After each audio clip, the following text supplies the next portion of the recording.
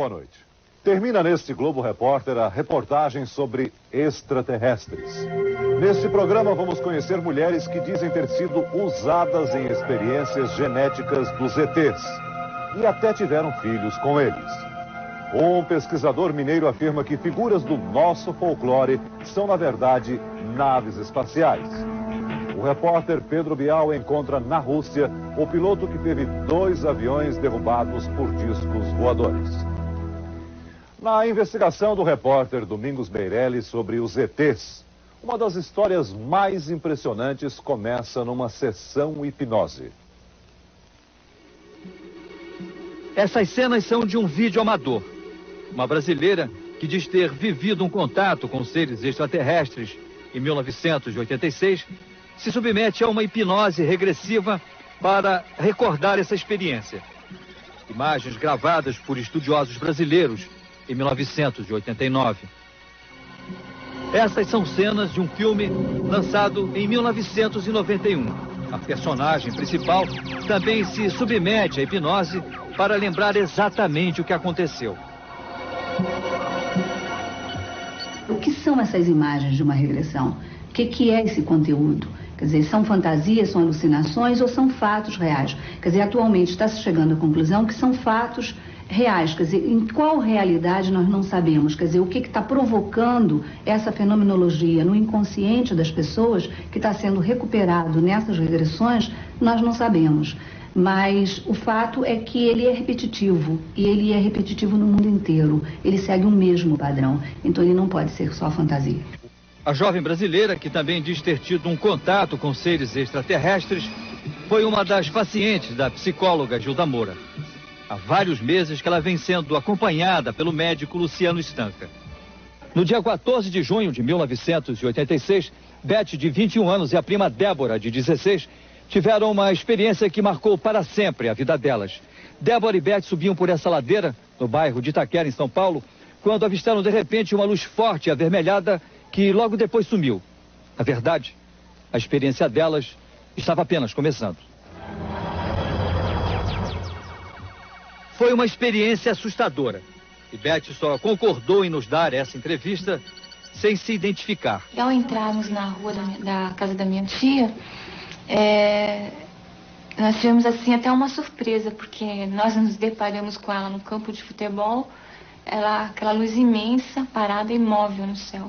Até aí, a lembrança que nós tínhamos era que nós tínhamos visto essa luz e que tínhamos entrado para dentro de casa. Era essa lembrança que vocês guardavam antes da hipnose? Exatamente. Sob o efeito da hipnose, Beth, que é desenhista, conseguiu reproduzir com detalhes o formato das mãos e depois desenhou o rosto do extraterrestre que a teria acompanhado para dentro da nave. Nós estamos em uma sala. Como é que é a sala? Descreva. Eles estão levando minha prima. Aonde? Para um outro lugar. E lá dentro eles fizeram experiências assim clínicas com a minha prima e comigo eles colocaram através do meu nariz, da minha narina direita, uma espécie de chips. E esse chips ele foi introduzido no meu nariz através de um fio fino, transparente, e ele foi introduzido até uma certa altura da minha cabeça, assim, pelo visorzinho que eu vi ao lado. Dava a impressão que foi mais ou menos até a altura da nuca. Eles acompanhavam através de um visor. Essa é a lembrança que você tem. Exatamente.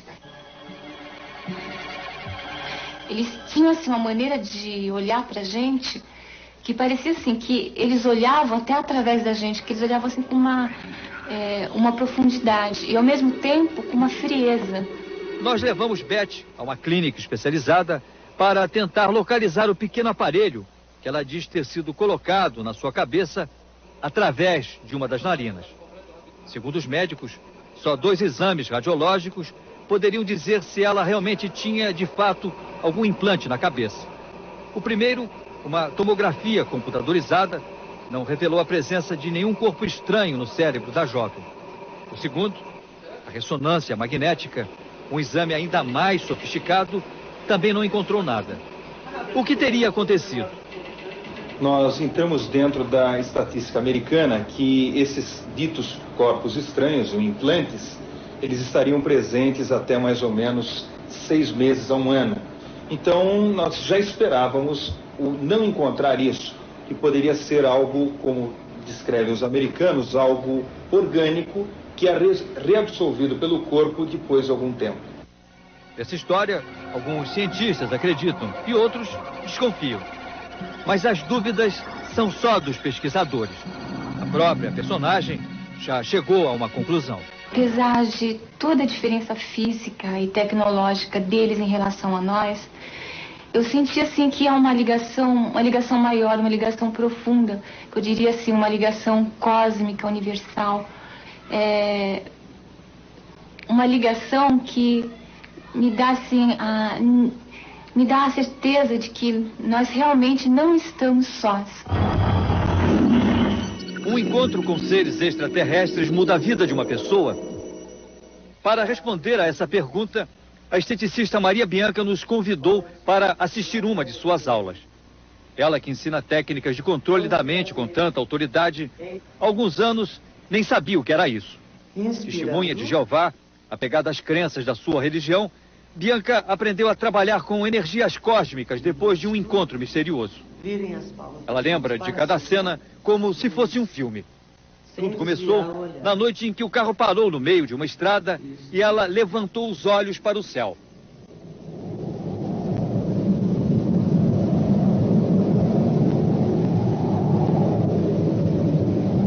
E eu fiquei observando aquelas nuvens quando de repente eu vi passar uma luz que veio de uma para outra nuvem. Daí a pouco, numa baixada, teve assim um clarão muito grande, acompanhado de um som que eu pensei que era um relâmpago que tinha caído num fio de alta tensão, em função do som. Como eu não vi nada, porque só deu aquele clarão e apagou de novo, eu então me recostei no banco do Carmanguia, né, que é um carro pequenininho, eu fiz assim para frente, para poder descansar. Quando eu fiz assim, que eu olhei, eu vi um vulto grande, todo apagado, assim, de metal mesmo, um negócio pesadão, vindo na direção do carro. Como eu não sabia o que era, eu achei que fosse um avião, e eu dei um grito para a pessoa que estava do meu lado, que um avião estava caindo e ia cair em cima da gente, na beirada da estrada. Nesse momento, a nave já estava acima do carro, entende? E eu senti o meu corpo tão leve que eu me senti como se fosse uma pluma. E eu me senti levantando como se eu fosse flutuar e virar dentro do carro. Então eu me segurei no banco para não flutuar, né? De repente, tudo escureceu. Bianca diz ter sentido o corpo pesado. O carro onde ela estava foi suspenso e em segundos ela se viu dentro de uma nave. Aí pouco depois abriu uma porta no fim daquela escada em cima e desceram então 2 rapazes. Viu e ouviu seres estranhos, mas não entendeu o que eles diziam. Saiu do carro e sentiu a ausência da gravidade. Eu me sentia como se eu estivesse crescendo e perdendo o equilíbrio. Os seres estranhos se aproximam e trazem um capacete, um tradutor eletrônico que permitiu que ela conversasse com eles. Então a primeira coisa que ele disse para mim foi: seja bem-vinda, qual o seu nome? Eu disse: eu sou Bianca, e você quem é? Ele disse: eu sou Carran. Falei: de onde? Carran de onde? Ele disse: de Clermer. Clermer fica onde? Ele falou: Clermer é uma terra que está numa distância ainda não conhecida do homem da sua terra. Quando alguém duvida da história que ela conta, Bianca pergunta: quem explica como o carro em que ela viajava sumiu da estrada para só reaparecer 2 dias depois, em outro lugar, e a 300 quilômetros de onde estava?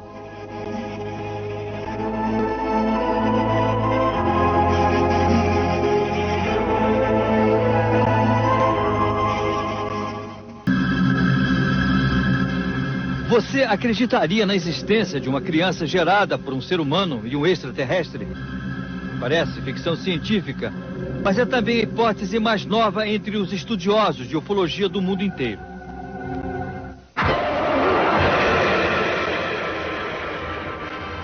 Este filme, baseado em histórias reais relatadas ao psiquiatra e ufólogo Buddy Hopkins, conta a experiência de duas mulheres. Elas teriam sido sequestradas por seres de outros planetas para terem seus óvulos extraídos e fertilizados com o sêmen de extraterrestres. Teriam sido cobaias para experiências genéticas. O principal objetivo dessas experiências, segundo os ufólogos, seria produzir um ser híbrido, uma mistura de ser humano com extraterrestre. A principal finalidade dessa mistura, para muita gente, seria o fortalecimento da raça dos ETs. Para outros, seria apenas o aprimoramento da nossa própria espécie. Essa senhora, a quem vamos chamar de Suzy, viveu uma experiência dessa natureza. Dona de casa, mãe de 3 filhos, não foi fácil para a brasileira Suzy contar o que viveu. Exatamente a mesma história das mulheres do filme Intruders. Ela diz que em 1984 foi sequestrada em sua própria casa por seres estranhos e levada para uma nave. Suzy se diz mãe de uma criança extraterrestre. Ele é praticamente muito parecido comigo, só os olhinhos dele que puxa o lado dos outros lá, né? Que tamanho? Olhinho. Ele deve ter mais ou menos uns 9 anos, uma criança de 9 anos. Já. Difícil de acreditar.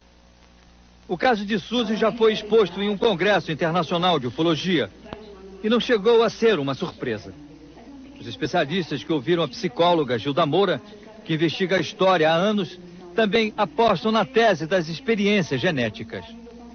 O caso da Suzy chega a ser um caso único na história da ufologia brasileira? Não, o caso da Suzy não é único, nem na ufologia brasileira, nem na ufologia mundial, tá? Já tem relatos de milhares de casos como esses, não só nos Estados Unidos, como aqui no Brasil. Só no meu consultório eu já tenho vários. Mas como acontecem esses sequestros? Tanto na história de Suzy, como na do filme, seres estranhos surgem na casa das mulheres escolhidas e as carregam para lugares que depois elas mal conseguem lembrar. A brasileira Suzy precisou se submeter a uma hipnose regressiva para recordar esse momento. Eu tinha uma memória bastante clara de uma certa noite, de um desses dias em que eu estava num local onde meu corpo flutuava. Testes eram feitos nos meus braços e eu tinha vários tubos na boca, no nariz, e foi retirado um óvulo meu. Olha, nós temos diversas descrições dessas experiências, né? Mas, de um modo geral, elas seguem um padrão, tá? Um dos padrões é aquele que a Suzy já relatou, e um segundo seria uma inseminação, que nós não sabemos se o óvulo é retirado, é geralmente com um aparelho como um tubo de um aspirador, por sucção, tá?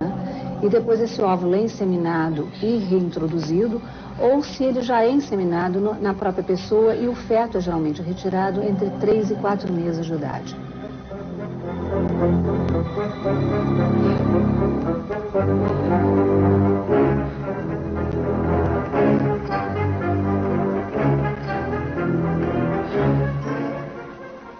Muitas vezes não tem nem consciência dessa gravidez. Ela pode até sentir algum distúrbio hormonal, sentir que engrossou um pouco, o seio está endurecido, mas ela não tem muita ideia de que esteja grávida. Ela permanece com as suas funções biológicas normais. Isso. Agora, muitas vezes ela chega até a saber que está grávida. E depois esse bebê desaparece e ninguém sabe como esse bebê desapareceu. O americano Buddy Hopkins reuniu um arquivo tão grande de casos como este, que já tem suas conclusões sobre os objetivos das experiências genéticas. No Congresso Internacional de Ufologia, em Curitiba, ele ouviu a história de Suzy e deu a sua opinião. Ele diz que eles parecem estar aqui basicamente porque têm um interesse extremo em misturar o DNA deles com o nosso. É como se estivessem em busca de algo que o organismo deles precisa. Mas cruzar a fronteira desse mundo desconhecido, real ou imaginário, tem sido uma experiência dramática para essas mulheres. Suzy diz que repetiu várias vezes essa viagem. A última, ela nunca mais esqueceu. Estava então dentro do berçário. E lá você então vê. Era um berçário? Era um berçário. E esse berçário era enorme. E tinha vários incubadoras. Você via lá dentro os fetos, todos eles monitorados em formação, né? Eram como se fossem úteros artificiais. E eu estava ali para amamentar as crianças que já haviam nascido. Mais tarde, eu me lembro que eles me apresentam uma criança e diz que aquela criança era o meu arquivo genético. E quando eu olhei, eu costumo dizer sempre isso, eu não tenho palavras no dicionário para descrever a sua emoção, a minha emoção, o meu sentimento.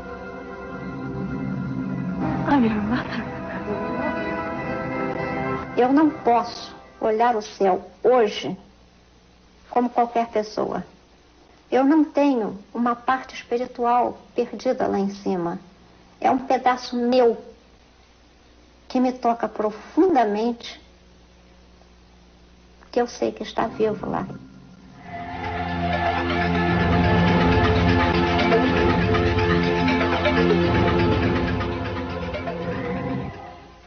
Katy Davis é a americana que no filme Intruders, como a brasileira Suzy, teria sido sequestrada por extraterrestres e submetida a experiências genéticas. O nome é fictício, mas o filme tenta mostrar cada detalhe dos relatos reais em que foi baseado. Esta imagem não é do filme, é real. Uma foto da mulher que inspirou a personagem Katy Davis na cozinha de sua casa, mostrando a marca de um corte que apareceu em seu corpo sem nenhuma explicação.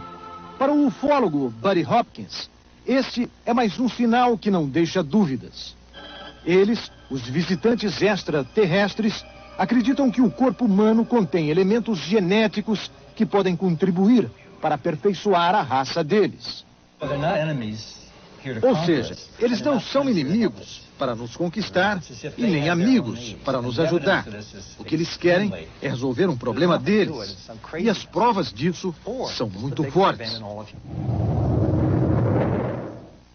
Como Katy Davis e como a brasileira Suzy e muitos outros, ela se considera uma vítima.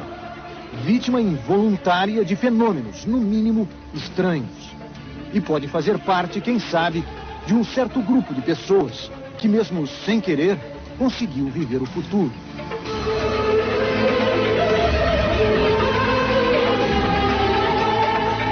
Nos fins de semana, sempre que anoitece, a cidade de São Tomé das Letras transforma-se num grande observatório. Centenas de pessoas, em sua maioria turistas, vindos dos mais diferentes pontos do país, dirigem-se para determinados pontos no alto da montanha, na esperança de verem também os sinais luminosos que, de quando em vez, aparecem por aqui. A luz das fogueiras às vezes mal consegue iluminar os rostos em vigília, à espera de um sinal. Um segredo que só este homem parece conhecer. Há 20 anos que Luiz Noronha diz ter adquirido o dom de pressentir a hora e o local em que eles, os discos, estabelecem contatos. Desses fenômenos luminosos, qual foi aquele que mais te impressionou? Observei no céu um objeto em forma de um charuto. E atrás desse objeto, diversos outros objetos menores que bailavam, sabe assim? Bailavam, faziam manobras impressionantes no céu. E foi quando a minha mulher me disse assim, olha o outro. Eu quando falei, não, estou vendo. Ela falou assim, não, lá. Quando eu olhei, vinha descendo um objeto, mas do jeito que ele veio, ele entrou dentro da nave. Além de testemunha, Noronha é um mestre na arte de registrar as histórias sobre o aparecimento das naves. Ninguém como ele sabe distinguir nas palavras do homem ingênuo do campo a diferença entre a realidade e a imaginação. O senhor, por acaso, nas suas andanças, vindo de Santo Tomé para aqui para a fazenda, o senhor nunca observou no céu alguma luz, assim, laranja ou vermelha ou branca, que andasse, que... Ah, eu já vi. Já viu? Já, muitas vezes? Muitas vezes. É? O senhor acha que essas luzes eram o quê? Que é o ouro, né? A mãe do ouro, né? A mãe de ouro. Que o povo falava que a mãe de ouro está andando. Mãe do Ouro, Mula Sem Cabeça, Boitatá, histórias de fantasmas e assombrações sempre estiveram presentes na paisagem noturna do interior do Brasil. Mas segundo alguns estudiosos da ufologia, essas visões, na verdade, não passariam de representações de seres e naves extraterrestres, que o nosso caboclo, com a sua ingenuidade, teria transformado nos mitos e nas lendas que hoje fazem parte do folclore brasileiro. Quem investiga a raiz de todas essas lendas é o ufólogo Antônio Faleiro, que vive em Passatempo, também no interior de Minas. Dizem que os céus desta cidade, onde o tempo custa a passar, são privilegiados, os preferidos pelos visitantes de outros planetas. Pesquisadores de todo o país vêm para cá na esperança de registrar um momento como este. Os avistamentos mais importantes ocorridos na região de Passatempo são registrados pelo seu Antônio Faleiro em desenhos como este aqui. Este, por exemplo, que é muito bonito, representa o quê? Isso representa a mulher de branco, uma assombração presente aqui no município de Passatempo, na zona rural, que os moradores interpretam como uma mulher toda vestida de branco dos pés à cabeça. Nada mais do que uma nave profusamente iluminada. O que isso aqui representa? Esse aí representa a Mula Sem Cabeça. A Mula Sem Cabeça. Uma nave pousada com farol para frente, um holofote, emitindo uma luz avermelhada para frente, que o caboclo interpreta como uma mula sem cabeça soltando fogo pela garganta. Aí nós temos a Mãe do Ouro. A Mãe do Ouro é uma bola de fogo que voa de uma serra para outra. Esse aqui é o Boitatá, no norte do país. É a cobra de fogo. O Boitatá é uma nave também profusamente iluminada. Ali a presença de tantos curiosos, a cidade só parece ter olhos para os turistas de outras galáxias. Tanto que construiu 2 observatórios para recebê-los.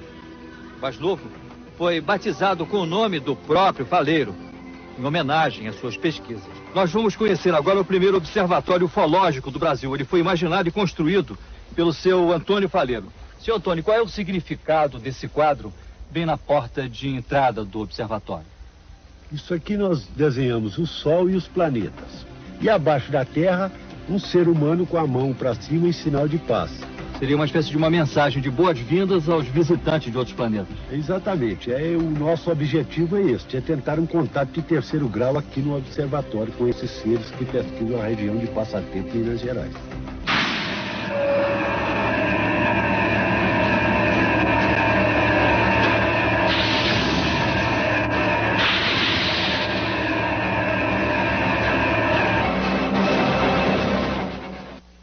Foi exatamente aqui que você fez o teu primeiro contato? Exatamente. Como é que foi?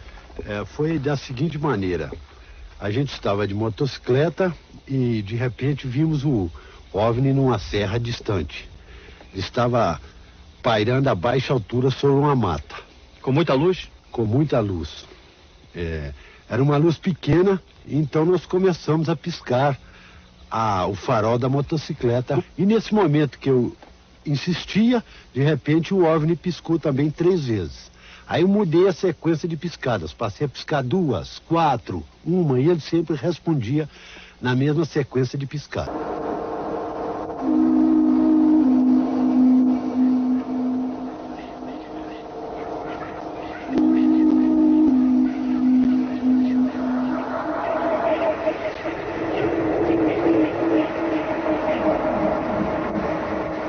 Eles já estão entre nós.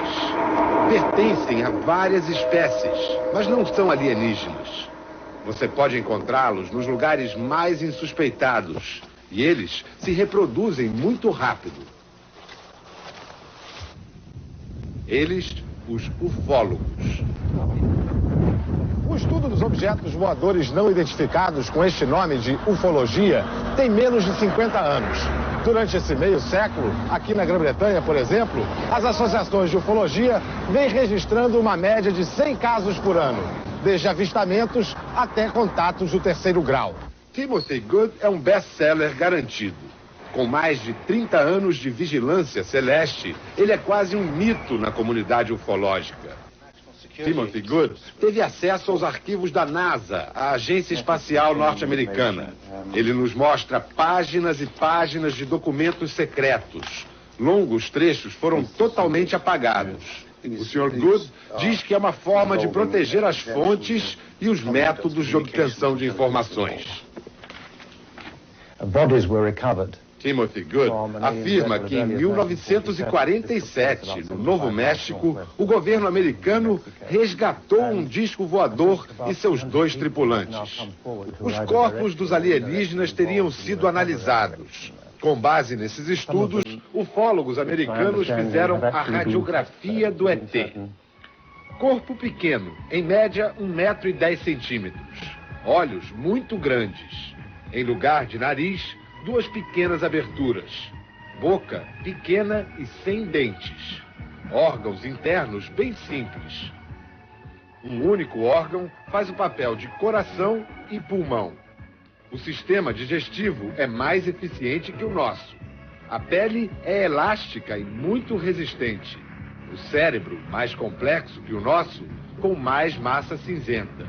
É a parte da frente do cérebro que controla a visão e não a de trás, como nos humanos. Os ouvidos, pequenos, são muito melhores que os nossos. Eles possuem um órgão desconhecido que elimina as impurezas.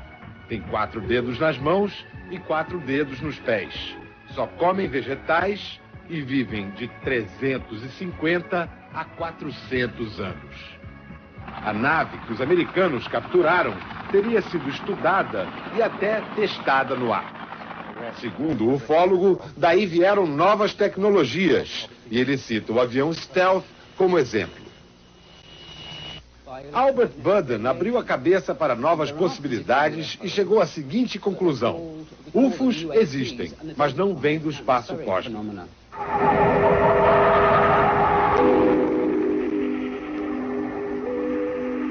São experiências induzidas por radiações eletromagnéticas geradas pela própria Terra. Em vez de objetos não identificados, o professor Budden os chama de fenômenos atmosféricos não identificados. Quando se chega muito perto de um desses fenômenos, afirma Albert Budden, são criados estados alterados de consciência. Daí, as histórias de avistamentos, contatos e raptos seriam todas reais, mas aconteceriam dentro do cérebro.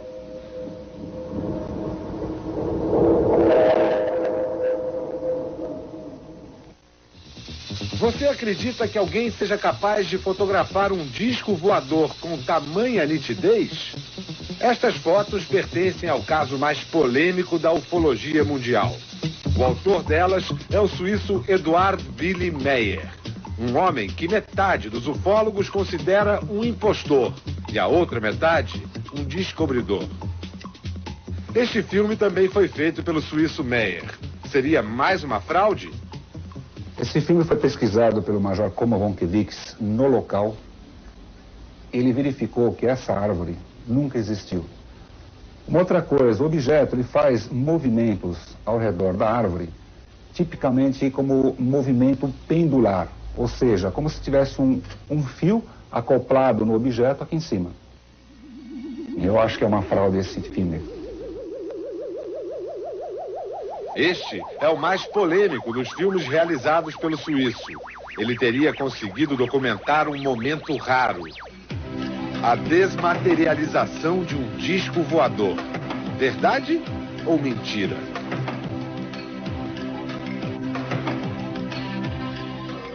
Determinadas análises que foram feitas mostram que quando o objeto desaparece e depois torna a aparecer, há um processo em que há um corte da foto e o encaixe de uma sequência posterior, como se fosse feita uma edição, como se fosse feita uma emenda. E isso, obviamente, desqualifica a filmagem por inteiro. Nós chegamos ao ponto de não aceitá-la como uma filmagem legítima de disco voador, embora ela seja realmente impressionante. Quando um indivíduo conta a história de sua experiência com discos voadores, geralmente fica submetido ao descrédito geral e muitas vezes exposto ao ridículo. Afinal, a pessoa se torna a única testemunha de um episódio, no mínimo, estranho. Por isso, casos de avistamento coletivo são valiosos para a ufologia. Como o caso dessa ruazinha aqui, num subúrbio de Bristol, onde desde o dia 27 de junho, todos os moradores têm visto luzes incomuns no firmamento. É o mistério de Pavey Close. Era mais de meia-noite quando eles apareceram pela primeira vez. Duas vizinhas que conversavam no jardim trataram de acordar toda a vizinhança.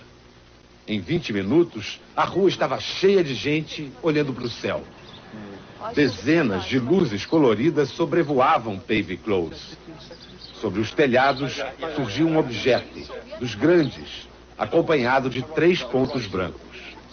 Um deles passou zunindo, cruzando o céu de horizonte a horizonte em menos de 15 segundos. Os objetos não faziam barulho e eram incrivelmente rápidos e brilhantes. O avistamento coletivo uniu a comunidade de Pavey Close. Eles criaram até um sistema de plantões noturnos para ficar de olho no céu. Mas a única prova que eles têm é um vídeo feito no amanhecer daquela estranha noite. Alguns ufólogos contestam a história deles, dizendo que o que aparece no vídeo é claramente o planeta Vênus. Não me importo, diz o mecânico Pash Hudson. Eu vi, eu sei. Quando identificado, um objeto deixa de ser não identificado, certo?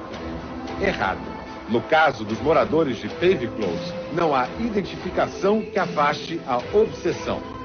Depois da experiência coletiva, todos eles viraram fanáticos pelos discos voadores. Nós fomos com eles numa excursão noturna a um dos picos mais altos do sul da Inglaterra. São passeios organizados por grupos de ufólogos que varam as noites vigiando o céu. Um dos guias mostra intrincadas tábuas de cálculos. Eles acreditam que, estudando as constelações, é possível localizar as naves mães e aí prever onde irão aparecer os UFOs. Em uma dessas vigílias, o grupo conseguiu filmar uma luz alaranjada, muito irrequieta, que ficou com eles por quase 1 hora. Esta noite, houve vários alarmes falsos. Mas a persistência e o espírito esportivo da turma são mesmo admiráveis. Venta, faz frio, é madrugada, mas eles insistem. Cada luz no céu pode ser um sinal, cada estrela pode ser mais do que uma estrela. Se eles vierem, estes estarão a postos. Se não, terá sido mais um dos sonhos de uma noite de verão. Verão? Esta noite não viram, mas vão continuar rastreando o céu. Como um cachorro que late tentando morder um facho de luz na grama, o homem sempre olhou para as luzes lá de cima e encontrou mais perguntas do que respostas.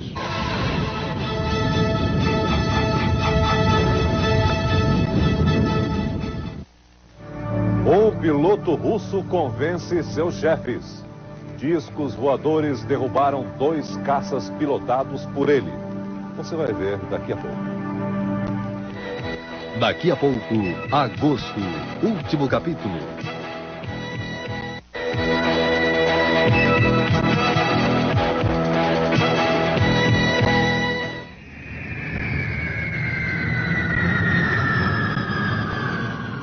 A sequência do voo e do pouso de uma mancha escura nos confins da Sibéria.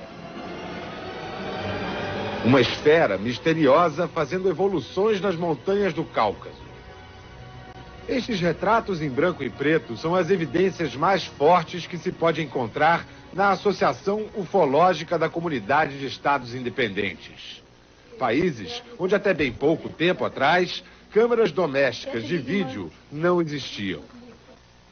Segundo um dos mitos mais recorrentes na literatura ufológica, os soviéticos guardariam os maiores segredos sobre o extraterrestre.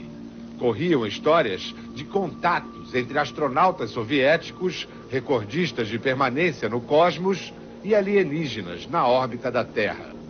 O problema, de acordo com os ufólogos, era a KGB, que que escondia toda a informação.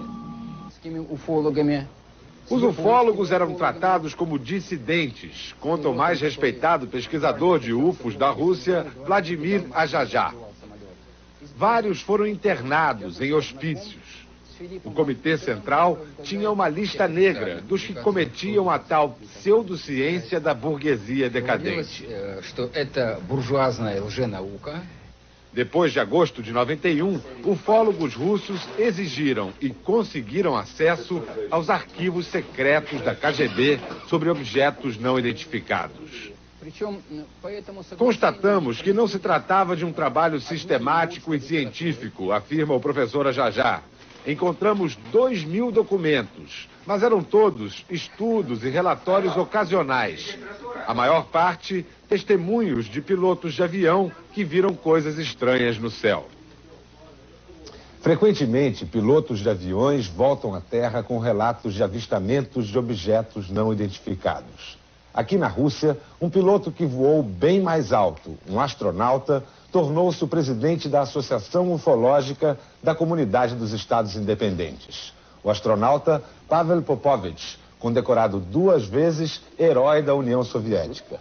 Quais foram os motivos que o levaram a tornar-se presidente dessa associação? Alguma história pessoal? A única vez que vi algo não identificado foi num avião, indo de Washington para Moscou, diz o cosmonauta. Popovich garante que as histórias de contatos imediatos em torno da Terra são invencionices.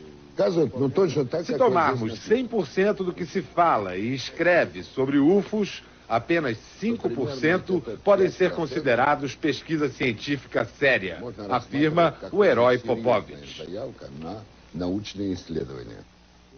O astronauta usa hoje o seu prestígio para ajudar na solução de enigmas celestes.